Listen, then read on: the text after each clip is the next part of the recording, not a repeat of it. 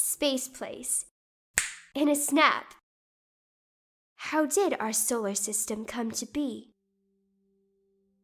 The solar system is a pretty busy place.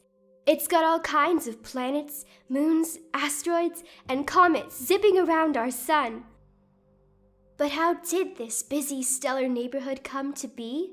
Our story starts about 4.6 billion years ago with a wispy cloud of stellar dust.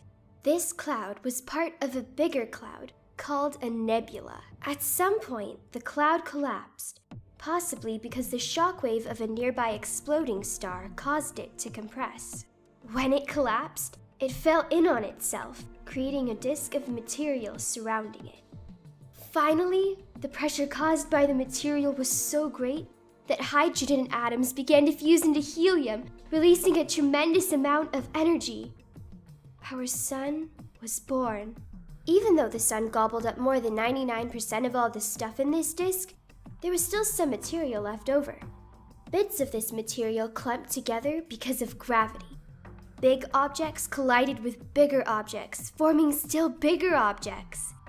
Finally, some of these objects became big enough to be spheres.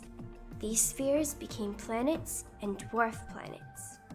Rocky planets like Earth formed near the sun because icy and gaseous material couldn't survive close to all that heat. Gas and icy stuff collected further away, creating the gas and ice giants. And like that, the solar system as we know it today was formed. There are still leftover remains of the early days, though. Asteroids in the asteroid belt are the bits and pieces of the early solar system that could never quite form a planet. Way off in the outer reaches of the solar system are comets. These icy bits haven't changed much at all since the solar system's formation. In fact, it is the study of asteroids and comets that allows scientists to piece together this whole long story. Brought to you by NASA's Space Place.